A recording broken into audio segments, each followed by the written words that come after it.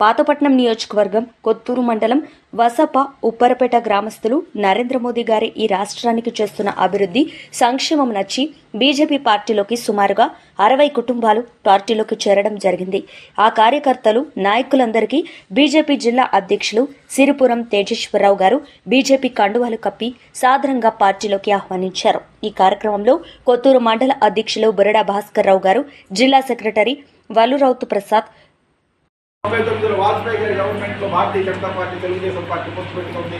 Telugu Desam party అధికారంలోకి వచ్చింది. 2014లో Telugu Desam party అధికారంలో పొత్తు పెట్టుకుంది. 2014లో అధికారంలోకి వచ్చింది. చంద్రబాబు నాయుడు ముఖ్యమంత్రి అయినాడు.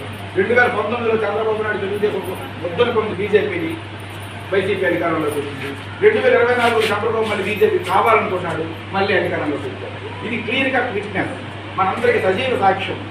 భారతీయ జనతా పార్టీతో ఎవరుంటే వాళ్ళు ఈ రాష్ట్రానికి ముఖ్యమంత్రి అవుతారు. ఇప్పుడు ఏ పార్టీ ఉంటుందనేది వాళ్ళు నిర్ణయించుకుంటారు. మనం మాత్రం అధికారంలో ఉంటాం. ఇది గ్యారెంటీ. మీకు ఇంకోటి చెప్తున్నాం సార్, మనకి ఇక్కడ పనులేమి అవుతున్నాయో మా ఖచ్చితంగా మీ పనులు అవుతాయి.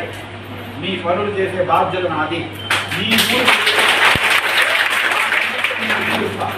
మీకు కావాలంటే కొన్ని ఎగ్జాంపుల్ ఆల్రెడీ అయినాయి. ఇప్పుడు వస్తున్నప్పుడు ప్రతియే నాకు చెప్తాడు, సార్ రోడ్డు వేస్తున్నారు సార్ అక్కడ నిలవడం.